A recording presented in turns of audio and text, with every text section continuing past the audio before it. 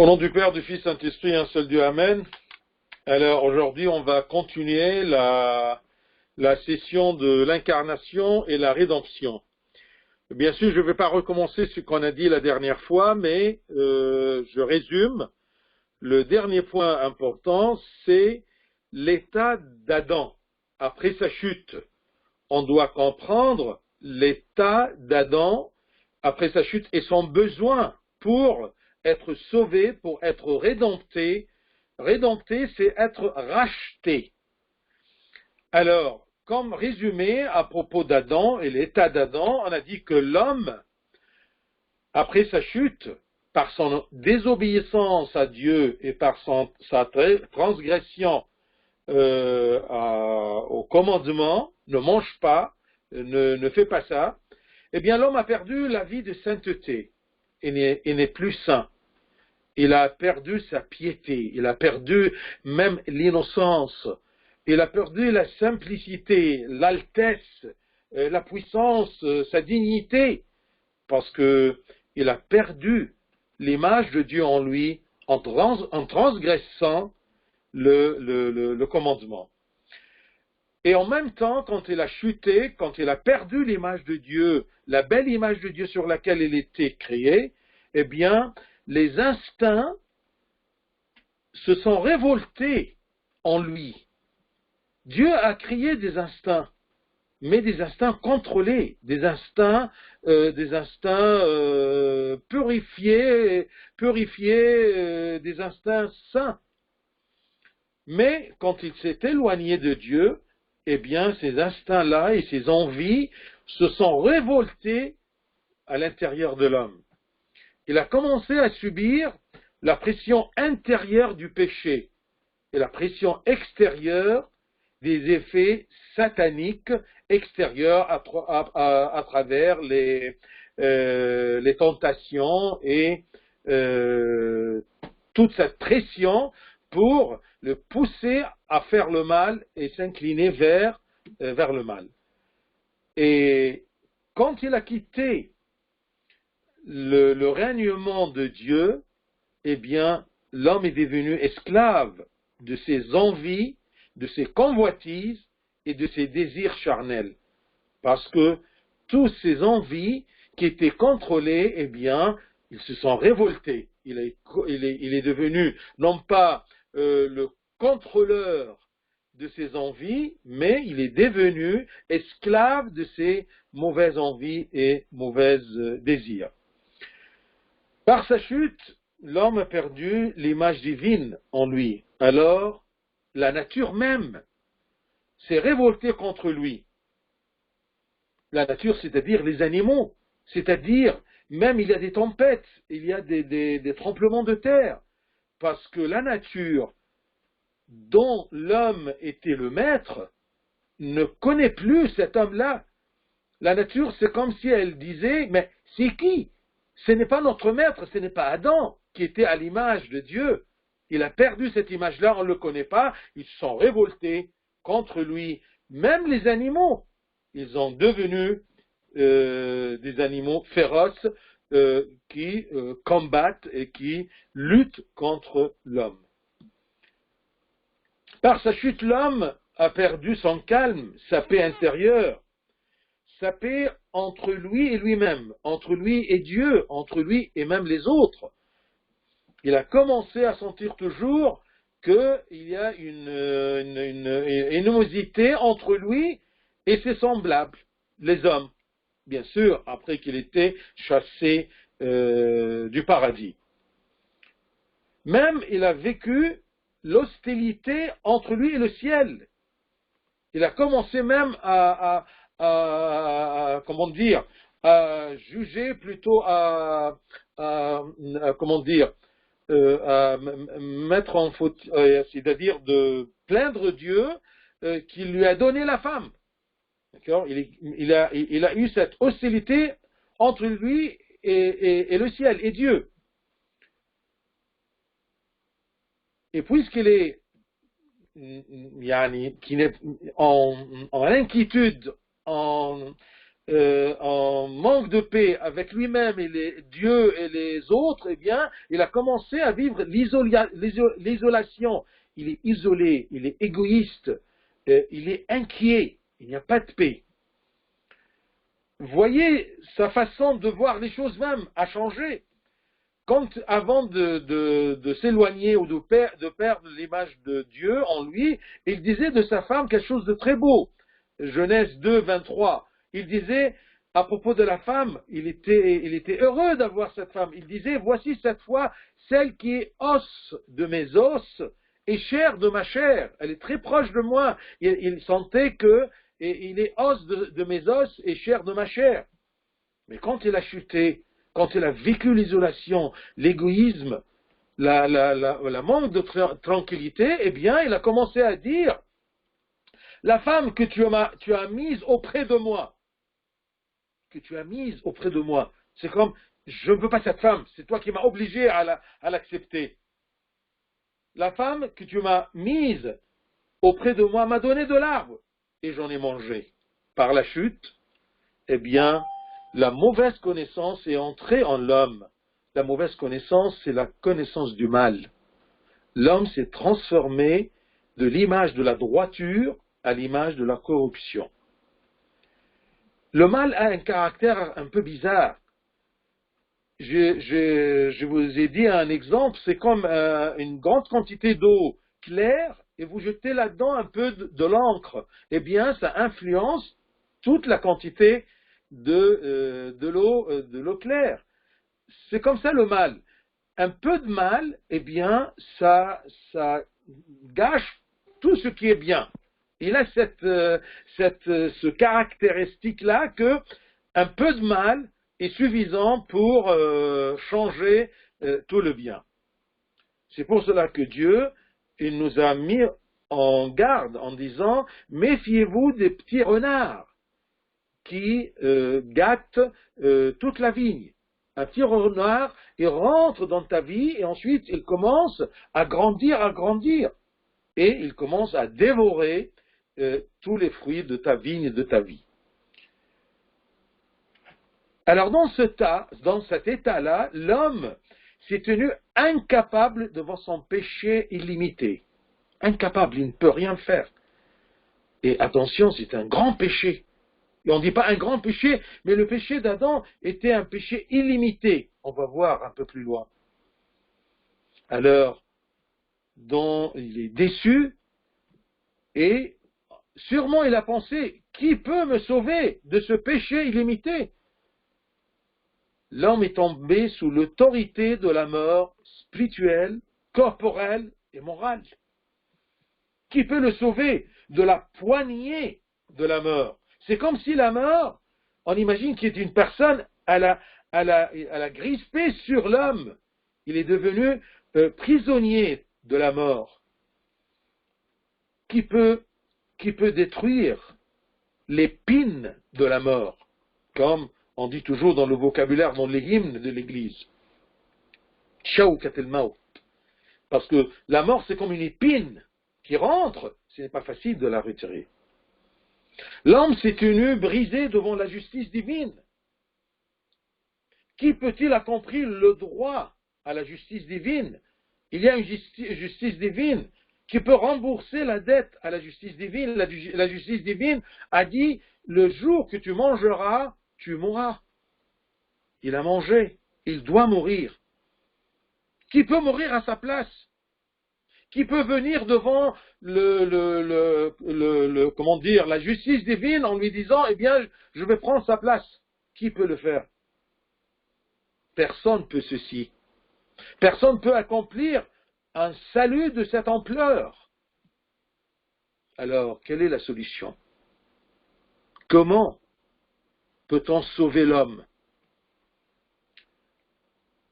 Avant de parler à propos de la solution, je vais vous présenter parfois des solutions très humaines, très évidentes, mais n'est pas pratiques, qui nous passent dans la tête, qui nous passent comme ça, d'accord, quand on pense un peu, on dit, mais pourquoi Dieu n'a pas fait ça, au lieu de faire tout ce trajet de la croix et de la passion, de la mort, de la résurrection, et toute cette passion-là. Et il y a des propositions comme par exemple des gens qui disent, mais pourquoi Dieu n'a pas anéanti Adam et Ève et il peut créer un nouvel homme obéissant? C'est aussi simple que ça. Eh bien non. Parce que cette solution-là est contre la gloire et l'honneur de Dieu. Parce que c'est-à-dire que Dieu a fait quelque chose de beau. Satan, il est venu, il a cassé ce qu'il a fait Dieu. Alors Dieu, alors il pleurniche, alors il va dire, oui, je vais faire quelque chose d'autre. Et qu'est-ce qui empêche Satan de faire la même chose? Tu vas me dire, ah non, Dieu va créer un homme obéissant, un jeton, il n'a pas de liberté, il n'a pas de personnalité, il n'est pas à l'image de Dieu. Parce que le problème d'Adam, qu'il était à l'image de Dieu, et puisqu'il est à l'image de Dieu, il est libre. Il est libre de choisir Dieu ou Satan. Il est libre de choisir son roi, celui qui règne sur lui. Mais lui, il a quitté Dieu par son plein gré, il a suivi Satan. Donc, pour anéantir ces deux créatures et recommencer l'affaire, non, ce n'est pas logique. Une autre proposition, on peut dire, mais pourquoi Dieu sauve Adam et Ève et pourquoi il ne le sauve pas par la force? Une simple parole de sa bouche, d'accord? Il peut récupérer Adam et Ève de la poignée de Satan. Il tape Satan sur sa tête comme ça par la force. Non, c'est pas juste. Parce qu'à ce moment, Satan, il va dire, ah, tu m'as vaincu parce que je suis faible et tu es divin. Mais laisse-moi agir avec ta créature, ta belle créature, l'homme, il va me choisir, il va te haïr. Mais maintenant, alors, tu as mis une fin au match entre moi et toi, Dieu. Tu es fort, alors. Dieu ne veut pas obliger l'homme à le suivre, mais il veut se présenter à l'homme, et l'homme, par son plein gré, il choisit Dieu. Tu es mon Dieu, tu es mon roi. On peut penser aussi pourquoi Dieu ne laisse pas Adam et Ève à leur inquiétant destin, en se contentant tout simplement de leur prescrire une loi et des commandements, et tant pis, il les laisse dans cette chute, dans cette misère. Qui, comme père, il peut laisser son enfant, même si l'enfant a péché, ou même si l'enfant me refuse comme père, est-ce que moi je peux le refuser comme fils? Je ne peux pas. C'est contre le grand amour de Dieu. L'amour de Dieu est complet et illimité. Il ne peut pas être limité comme ça, d'accord, de laisser périr l'homme que Dieu a créé par amour. Parce que quand on se pose la question, pourquoi Dieu a créé l'homme? Parce qu'il a aimé de créer un homme. C'est un fruit de l'amour de Dieu, de créer un homme à son image et à sa ressemblance. On peut dire par exemple, Dieu est miséricordieux, il peut facilement pardonner. Ah non. Parce que s'il pardonne, ça sera contre sa justice. Parce que Dieu a prononcé un verdict. Il a fait une loi. Il est juste. Oui, il est bon, il est miséricordieux, mais il est juste. Puisqu'il a dit, si tu manges, tu mourras, il doit mourir. Il ne peut pas dire, ah oui, d'accord, hein, je suis bon, je te pardonne. Non. Parce qu'on dit toujours que Dieu est juste dans sa bonté et bon dans sa justice. C'est ça ce qui est super en Dieu. Juste dans sa bonté et bon dans sa justice. Il est Dieu. Mais pardonner, et c'est pour cela qu'on dit toujours, aucun péché n'est pardonnable que le péché sans repentir. Tout est pardonnable, sauf le péché sans repentir. Tu ne te réponds pas, alors il ne peut pas te pardonner. Et alors ici tu peux dire, mais pourquoi Adam ne se repentit pas sincèrement et Dieu l'accepte et se satisfait d'Adam. Parce que Adam, il n'a plus la force de se repentir. Il est soumis à Satan. Satan l'a possédé. Il n'a pas même la force de dire, d'accord, Dieu, pardonnez-moi. Il n'a pas la force. Parce qu'il est écrasé par la mort. Il est écrasé par l'autorité de Satan. Il n'arrive pas à se repentir. Donc ça, c'est une solution aussi qui n'est pas pratique.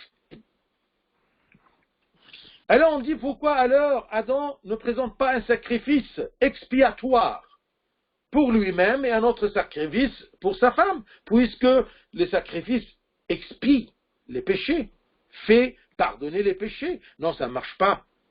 Parce que n'importe quel sacrifice, il est limité. Et c'est un sacrifice animal. Ça ne marche pas.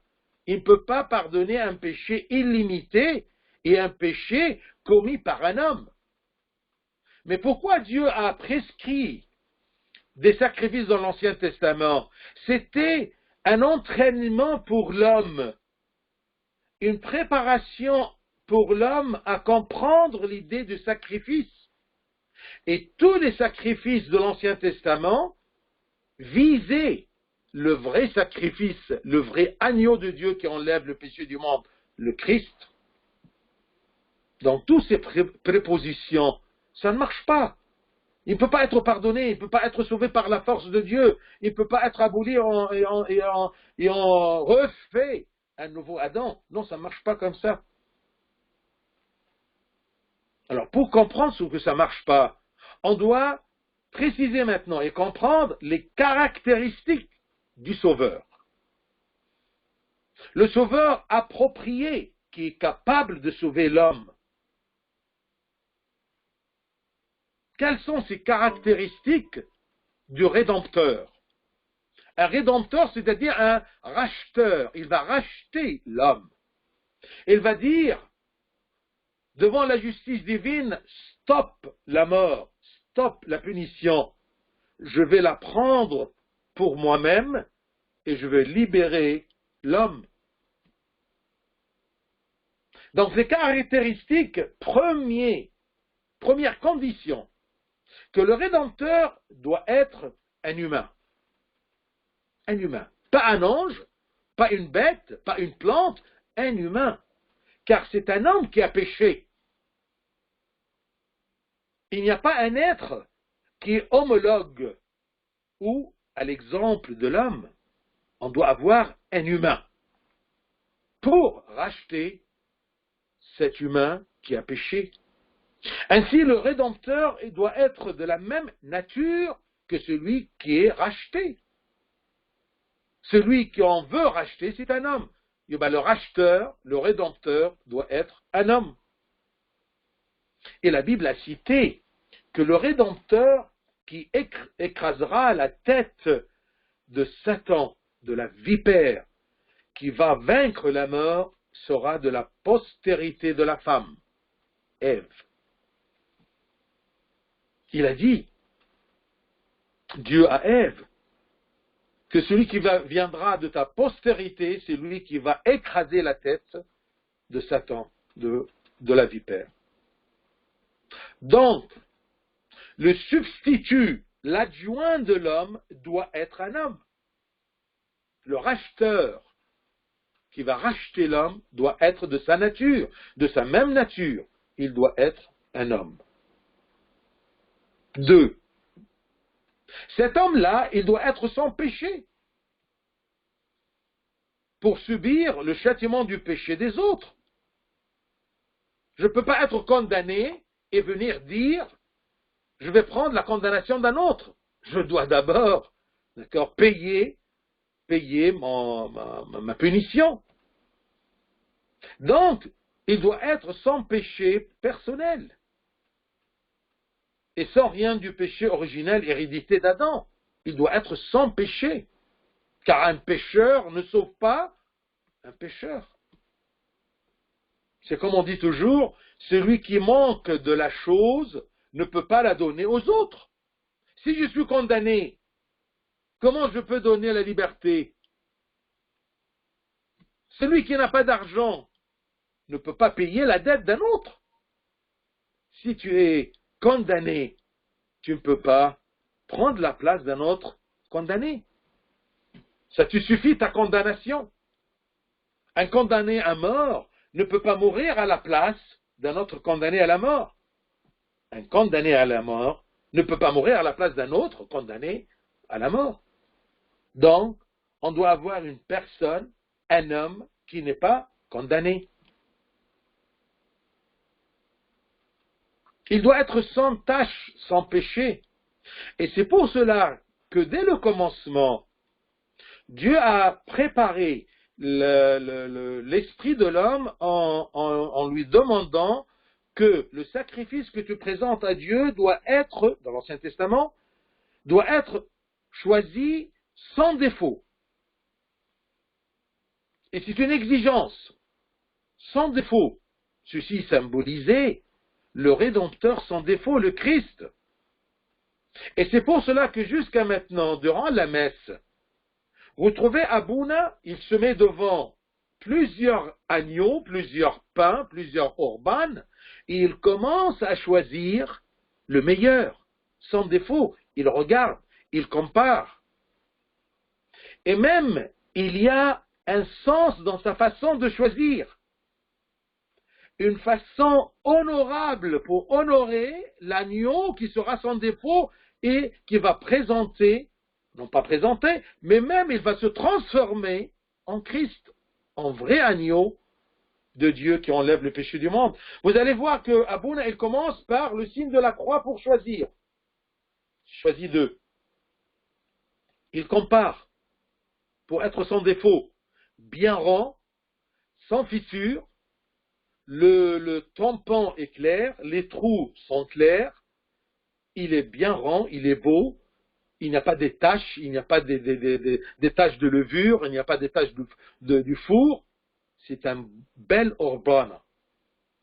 Et quand il trouve par exemple que celle qui est dans sa main droite est mieux que celle-là, alors il laisse la moins bonne ou celle qui a un défaut de sa main gauche et il garde dans sa main droite. Ensuite il va continuer à choisir. Il met celle-là, la belle, sur sa main gauche et il choisit par la droite. Il fait descendre par la gauche et il reprend par la droite. C'est pour cela qu'il y a une petite habitude. Quand un petit enfant qui vient, il prend avec sa main gauche, on lui dit quoi? Ah non, non, tu prends avec ta belle main. Parce que tout ce qui est droit est symbole de la force. Ce qui est beau, ce qui est sans défaut. Bien sûr, ça, ce n'est pas contre les gauchers. Ça, c'est autre chose. Vous voyez? Mais la droite. C'est pour cela que Dieu, quand il a voulu exprimer sa gloire après sa résurrection et son ascension, il a dit qu'il s'est assis à la droite du Père. Il a dit aussi que les brebis seront à la droite du Christ le jour du jugement, les mauvais à sa gauche. Vous voyez? C'est pour cela qu'il fait descendre le moins beau, l'agneau le moins beau de la main gauche, il prend la main droite. Tout ça pour nous rappeler toujours que l'agneau est sans défaut et sans péché pour pouvoir nous rédempter. Un homme sans péché.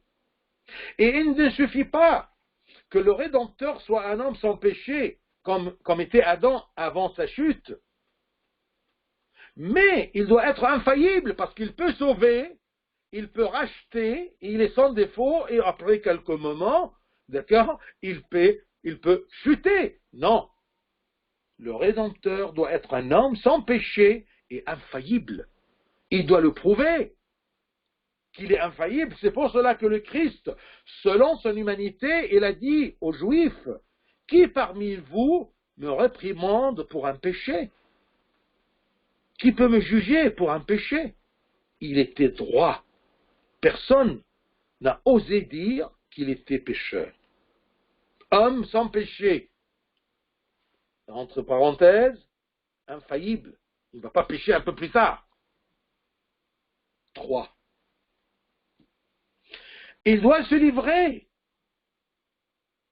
à cet acte de rédemption par son plein gré, par sa volonté, par amour, non pas par force, mais par joie et plaisir, pas par contrainte, ni par obligation, ni par force du Père, non. Ce n'est pas comme un condamné qu'on le conduit vers l'exécution malgré lui, mais il n'y a pas d'amour là-dedans.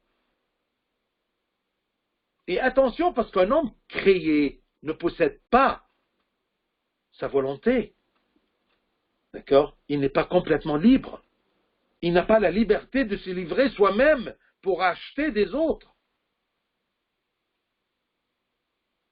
Le Rédempteur, notre Sauveur, doit être un humain sans péché, infaillible, et qui se possède lui-même. Un créé ne se possède pas lui-même pour se livrer à la mort. Non, le Christ est Dieu créateur. Personne ne le possède, personne ne peut l'influencer, mais de son plein gré. Et il a la volonté. C'est pour cela que durant son jugement, on lui a dit, ah, on va te faire mourir. On m'a dit, ah non, c'est moi qui donne ma vie. Et c'est moi qui la reprenne. Personne ne me la prend, ma vie. Parce que si quelqu'un, un homme normal, eh bien, on va le conduire vers la mort. Mais là, le Christ, il se livre volontairement par amour et par joie et par plaisir de sauver l'homme. Alors, il doit avoir sa volonté.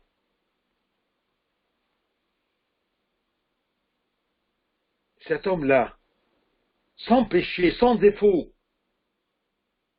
et qui se possède lui-même, il a la volonté de le faire, il doit être mortel, il doit mourir pour payer la dette d'Adam.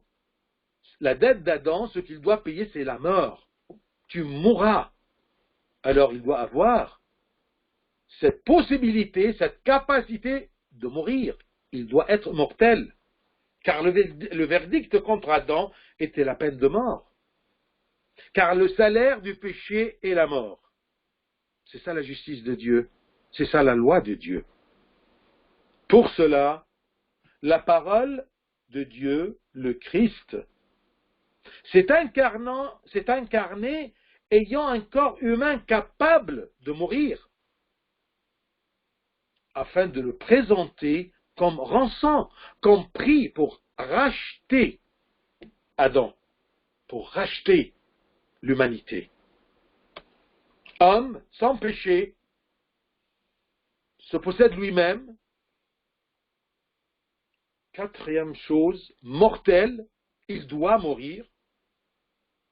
Ce n'est pas un théâtre, non, il doit mourir. 5. Il doit être plus fort que la mort. Il doit mourir, il doit être plus fort que la mort.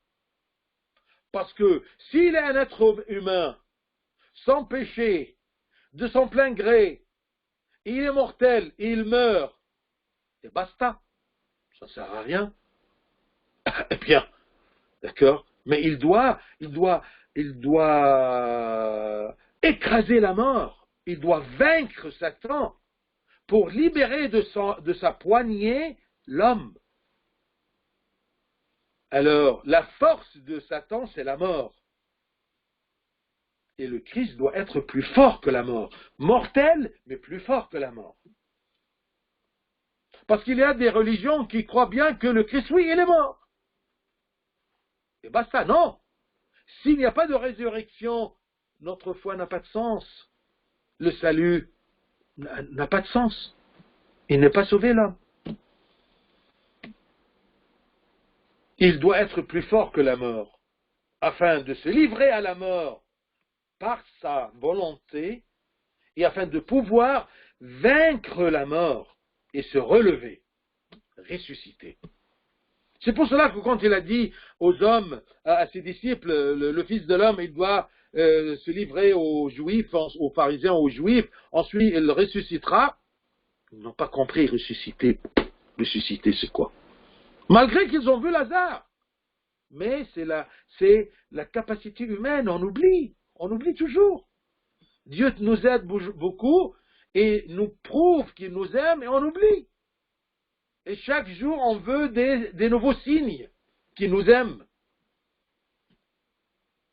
Donc, il doit être plus fort que la mort pour vaincre Satan qui a vaincu l'homme. C'est une guerre, c'est une bataille entre le Rédempteur et Satan. Satan ne veut pas libérer l'homme, parce que c'est comme ça qu'il sent, Satan, qu'il a fait du mal à Dieu. J'ai pris ta poupée, j'ai pris ton homme que tu as créé à ton image, j'ai pu l'attirer sous mon règne. Si tu me pousses par ta force, c'est inégal. D'accord? Mais, sois royal. Alors Dieu est venu comme homme, sans défaut, par son plein gré. Il est infaillible, et il est mortel, et il est plus fort que la mort, parce qu'il s'est ressuscité. Et cet homme-là, cet sang-là, doit être illimité. Car le péché commis contre Dieu est un péché illimité. Pour comprendre ça, c'est très facile, comme on nous a enseigné durant le catéchisme. Il nous disait toujours, si un élève gifle son collègue dans la cour, oui, c'est un péché, mais on peut discuter. Le surveillant vient, il essaie de faire la paix entre les deux, ils s'embrassent et c'est terminé. Imaginez-vous que cet élève-là, il a giflé son prof. Hein? Non, ça commence à être un peu plus sérieux. Il peut avoir un contrat, il peut passer dans le bureau du proviseur. Ah, ce n'est pas simple. Ah, et s'il gifle le ministre de l'Éducation, ah, ça sera là beaucoup plus grave. Et s'il gifle le président de la République, c'est comme s'il a giflé toute la République, tous les Français. Donc c'est un péché impardonnable. Alors s'il gifle, s'il désobéit, s'il il offense Dieu, le divin illimité, sans péché et illimité.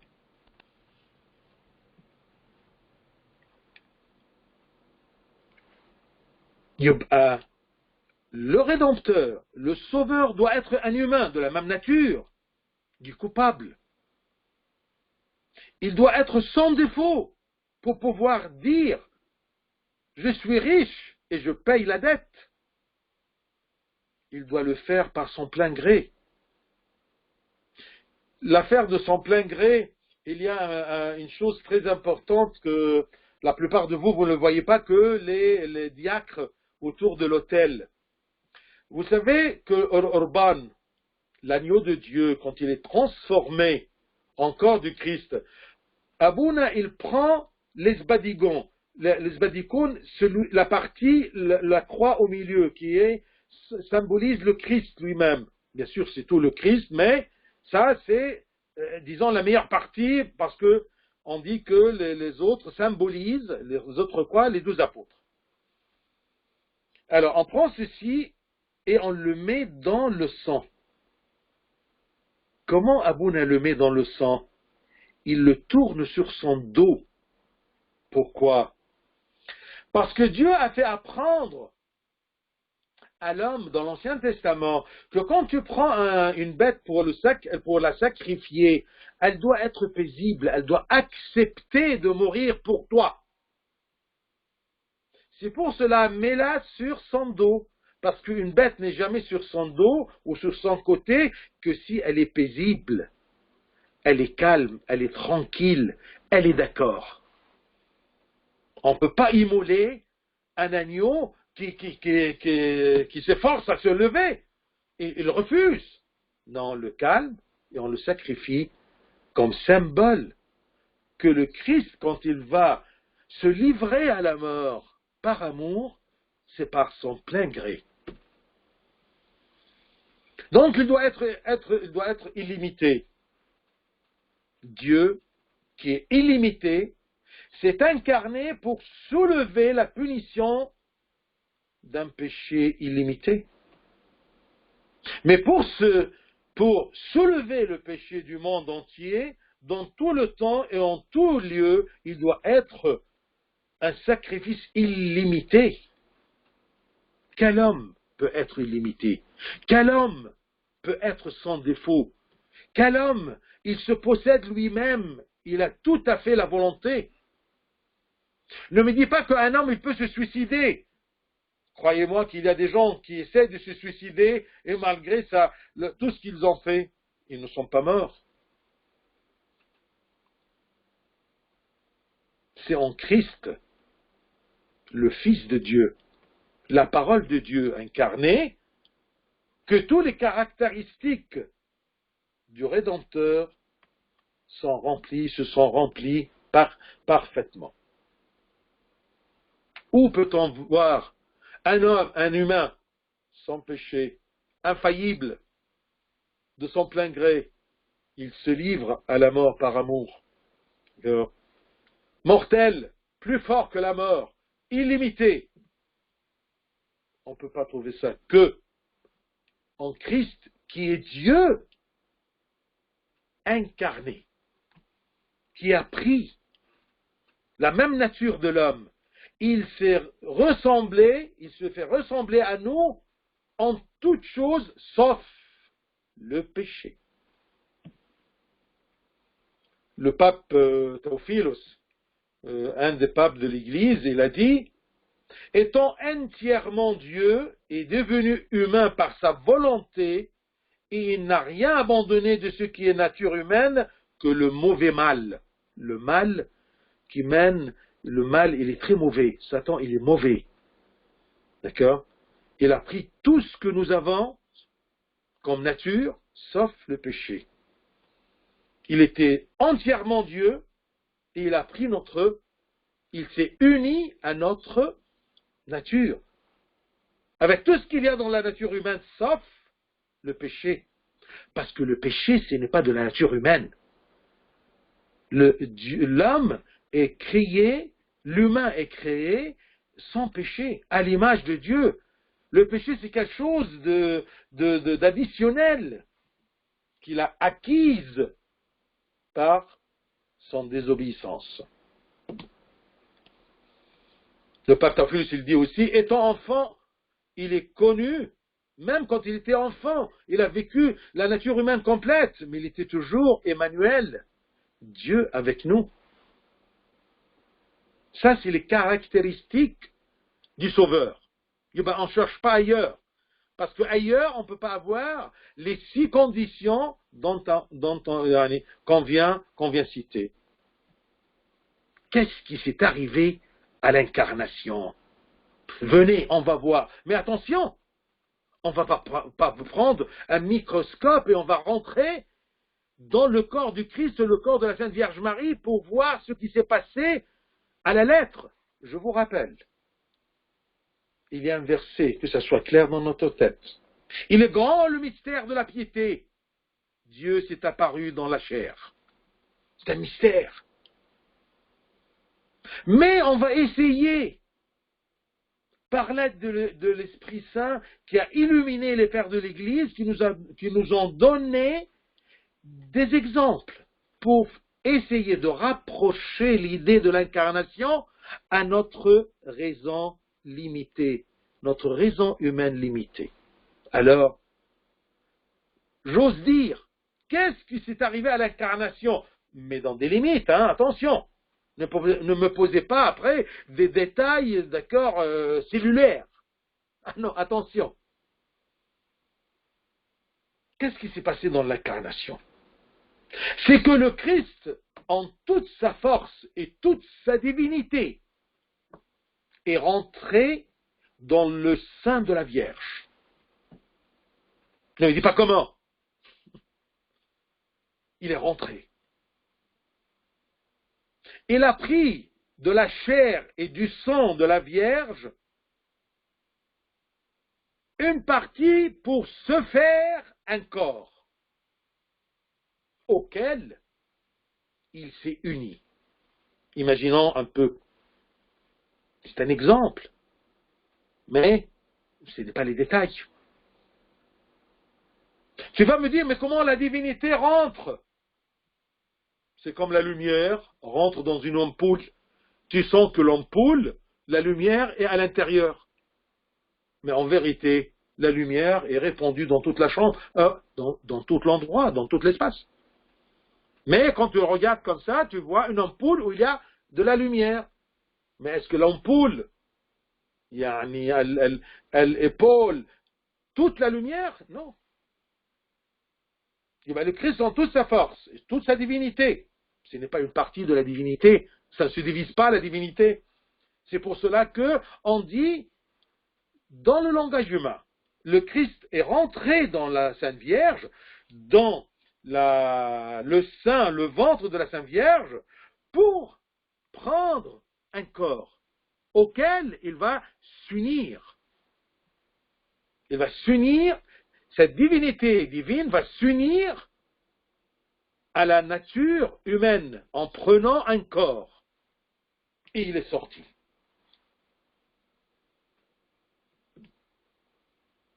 Il s'est créé un corps, mais des éléments de la Vierge, qui a pris de la Vierge. Et s'est uni à cette nature à travers cette matière, cette substance, cette nature qu'il a procurée de la Sainte Vierge Marie. On sait bien qu'aucune fille peut tomber enceinte sans connaître un homme. Alors comment la Vierge est tombée enceinte sans connaître un homme? On explique dans des limites. Il est grand le mystère de la piété. Dieu s'est apparu dans la chair. Vous savez bien que chez les plantes, dans ce domaine des plantes, pour avoir un arbre, on doit avoir un grain, une semence et un sol, une terre. Pour avoir un arbre, on doit avoir un sol et un grain. Ainsi chez les humains, la mère est le sol et le père a le grain. Le grain doit être implanté dans le sol pour avoir un arbre, pour avoir un humain.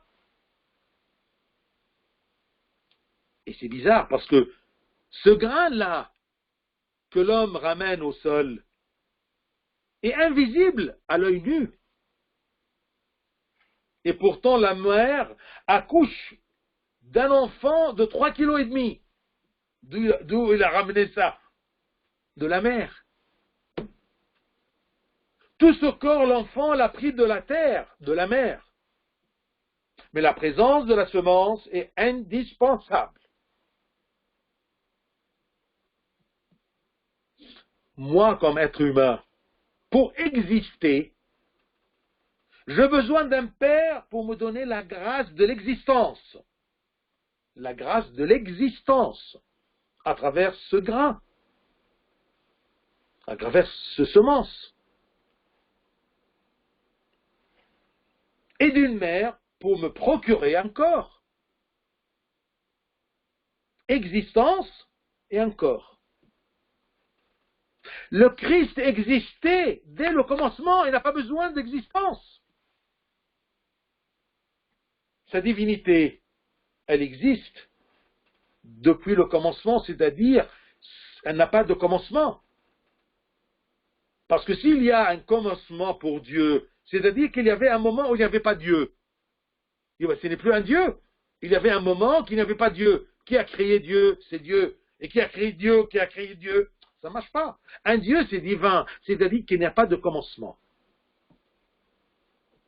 Dieu le Fils, Dieu la parole, comme on a dit avant, la parole de Dieu, elle existe.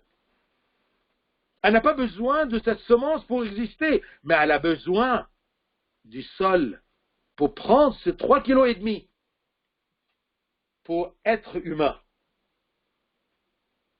Divinité existante, avec sa substance divine, qui rentre pour prendre un corps, s'unir à ce corps et il est né. Donc le Christ n'avait pas besoin d'un père qui lui donne l'existence, mais il avait besoin d'une mère qui lui donne une chair, qui lui donne une humanité, comme l'enfant exactement. Ainsi le Christ est né d'une mère sans père. N'ayant pas de corps, le Christ a choisi les éléments de son corps pour naître. C'est comme s'il est rentré dans la Vierge Marie, il a pris les meilleures caractéristiques. Et bien sûr, c'est un roi. Il a cherché la plus belle mère.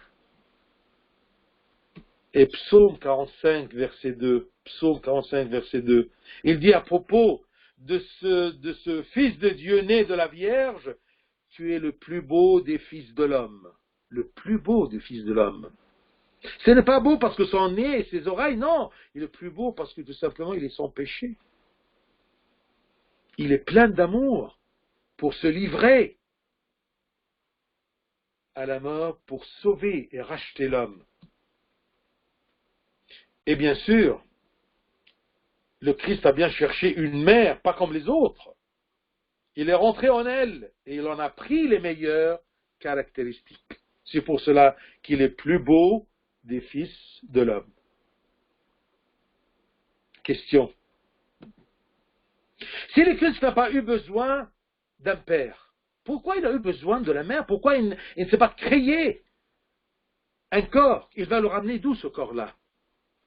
Non, il doit être né de la postérité d'Ève. Il doit avoir la nature humaine. Il ne va pas ramener une nouvelle nature qu'il a créée. Non, il doit prendre de cette créature pour être humain, de la même nature d'Adam. Alors, il n'a pas créé un corps, mais il a pris un corps, il a pris une humanité déjà existante, il s'est uni avec cette nature pour être incarné, pour être Dieu fait homme. Homme. Il doit prendre de l'homme. C'est pour cela qu'on disait toujours à propos de Dieu, du Christ, fils de l'homme. N'est-il pas le créateur? Oui. Mais il ne peut pas créer quelque chose de nouveau. Il doit prendre la même nature. Il est le Fils de l'homme. Ainsi, il a partagé avec nous la chair et le sang pour être ainsi égal à nous en l'essence de la nature humaine. Il est égal à nous dans cette essence-là. Quelle essence? La nature humaine. Parce qu'il a pris l'humanité d'un humain, de la Vierge. C'est pour cela que saint Paul il explique ceci dans son épître aux Hébreux, chapitre 2, verset 14. 2, 14, Hébreux.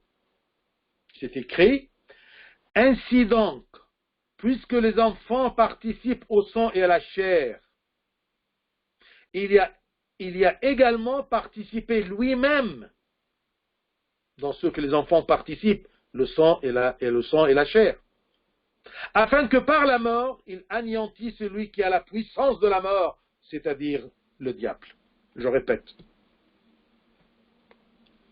Ainsi donc, puisque les enfants participent au sang et à la chair, il y a également participé lui-même dans ce sang et cette chair, afin que, par la mort, par sa mort, par la mort de cette chair et ce sang qui a participé également aux enfants et toute la postérité.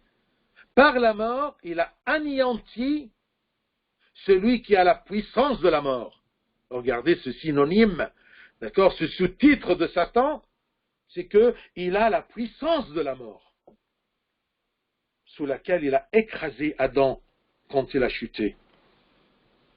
Il a anéanti celui qui a la puissance de la mort, c'est-à-dire le diable, en participant, comme tous les enfants, dans le sang, le même sang humain et la même chair humaine. Donc, ce qui s'est passé dans l'incarnation, c'est que Dieu, selon sa divinité, est rentré dans le sein de la Vierge Marie, a pris de son sang et de sa chair, et il s'est fait un corps auquel il s'est uni. Je répète. L'incarnation, c'est que Dieu, selon sa divinité, l'hypostase du Fils, la parole de Dieu, Oui. est rentré dans le sein de la Vierge Marie, a pris de son sang et de sa chair, et il s'est fait un corps auquel il est uni. Il est né d'une vierge. Il nous a ressemblé en toutes choses, sauf le péché. C'est pour cela qu'on dit il a choisi. C'est comme si l'Esprit Saint est descendu sur la Vierge Marie pour préparer ces éléments-là.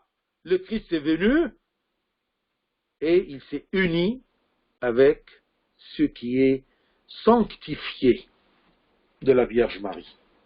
C'est pour cela celui qui est né de toi sera appelé le Saint, Quddus, le Saint de Dieu. Personne n'a connu ce mystère que la Vierge toute seule. Même si Joseph, il a eu des visions, mais il n'a pas senti ce mystère. Il n'a pas vécu ce mystère.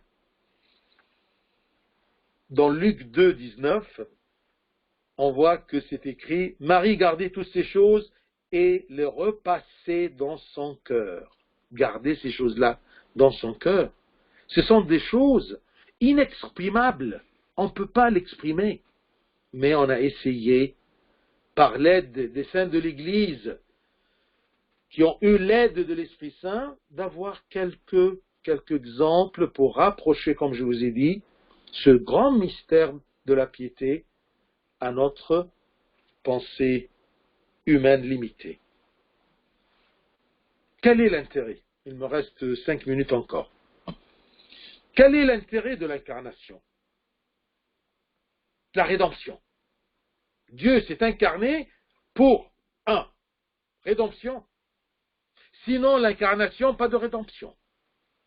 Personne ne pourrait nous racheter que Dieu fait homme, par l'incarnation. C'est clair maintenant. Nous sommes sauvés, nous sommes rachetés par Dieu fait homme. Et comment Dieu fait homme? Comment Dieu s'est fait homme? Par l'incarnation. 2. Quand il s'est incarné, il est venu parmi nous, il a marché parmi nous, il a vécu parmi nous, on l'a touché, on l'a entendu. Eh bien, on a découvert ce que nous ignorions. On a su que l'humanité est d'une grande valeur aux yeux de Dieu. Il a fait tout ça pour nous. Qu'est-ce qui a poussé Dieu à nous sauver? Qu'est-ce qui a poussé Dieu à subir tout ceci, à masquer sa gloire en se faisant homme? Tout simplement parce que nous avons une grande valeur dans ses yeux. On a compris que la chair humaine n'est pas méchante, n'est pas sale. Non. Elle est pleine de convoitises et de mauvaises envies, mais c'est à cause de nous. Ce n'est pas la nature du corps. Dieu nous a donné la chair pure, contrôlée par la pureté et par la sainteté. On le contrôle, ce corps-là, par la grâce de Dieu. On le protège par la pureté spirituelle. On a su que par le baptême, et l'Eucharistie, après l'incarnation et la rédemption, et la mort du Christ à la résurrection et l'ascension, après tout ça, eh bien par le baptême et l'Eucharistie, nous demeurons en Christ et le Christ en nous. Quelle gloire pour notre humanité! Notre nature est devenue bénie, respectueuse, honorée, encore une fois, par le Christ qui nous a rachetés. Le Christ après, alors on a dit que l'intérêt de l'incarnation, la rédemption, on a connu des choses, d'accord, qu'on ne connaissait pas, qu'on n'avait pas fait attention à ça, surtout à propos de la chair et de la nature humaine et sa valeur. Troisième chose, le Christ après sa mort et sa résurrection a pris sa chair, plutôt notre chair, aux cieux. Ça c'est très important. Hébreux 6, 20, c'est écrit, là où Jésus est entré pour nous comme précurseur. Dieu, il est rentré comme précurseur dans un lieu qui était interdit pour la nature humaine. Parce que les cieux là-haut étaient pour la divinité et les anges. Si une nature humaine arrive, elle est empêchée de rentrer dans ce qu'on appelait les saints des cieux. Mais le Christ, par cette conciliation entre la nature humaine et Dieu, eh bien, il a pu ramener cette nature humaine vers les cieux, par son ascension. C'est comme s'il y avait les anges, imaginons, qu'ils sont devant la porte des cieux. Chaque être humain qui essaye de venir, tu ne peux pas rentrer. Tu es souillé. Ce n'est pas ta place. Un jour, il y avait bien ce Christ-là qui venait. Hop, stop, stop. Ils ont eu que cette nature humaine est unie à la nature divine. Rentrez. Imaginez-vous que vous prenez le bras de Macron et vous rentrez au palais d'Élysée. On va vous laisser rentrer, oui ou non? Mais si vous êtes un peu loin de lui, ou en arrière, vous ne pouvez pas rentrer. Il va passer, il va leur dire, stop. Mais lui, il est uni avec toi. Il prend ta main. Non, il ne prend pas ta main pour rentrer aux cieux, mais il est uni avec ta nature. Il rentre. Alors, ta main. Le Christ, après sa mort, a pris la nature humaine pour l'introduire dans les cieux. C'est pour cela que le Christ disait toujours, avant sa mort, il y a plusieurs demeures dans la maison de mon Père. Si cela n'était pas, je vous l'aurais dit, je vais vous préparer une place. La place était là, mais on ne pourrait pas y entrer. Comment nous sommes entrés? Par le Christ. Et Jean 14, 3, et lorsque je m'en serai allé, et que je vous aurai préparé une place, je reviendrai et je vous prendrai avec moi, afin que là où je suis, vous y soyez aussi. Il a fait rentrer, comme principe, la nature humaine. Khalas. La nature humaine, elle a un passeport, elle peut passer.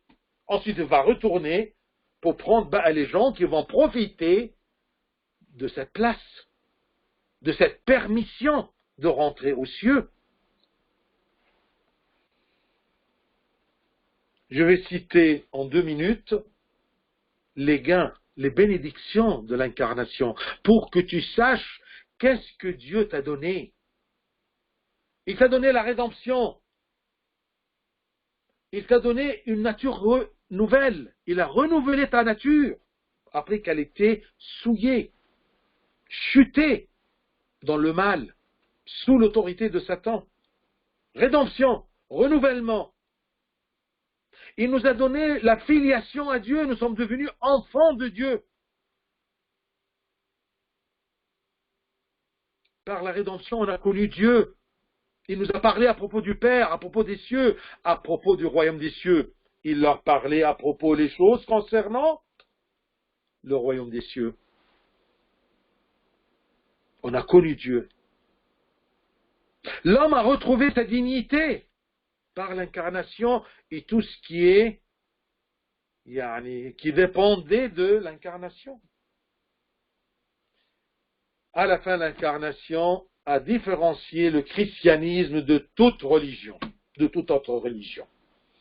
C'est une religion unique, où Dieu, plein d'amour, plein de justice, eh bien, s'est incarné, s'est fait homme, pour venir me racheter de la mort et du prince de la mort, Satan. Que le Christ notre Seigneur nous donne de nous réjouir de son œuvre de rédemption. À lui la gloire éternellement. Amen.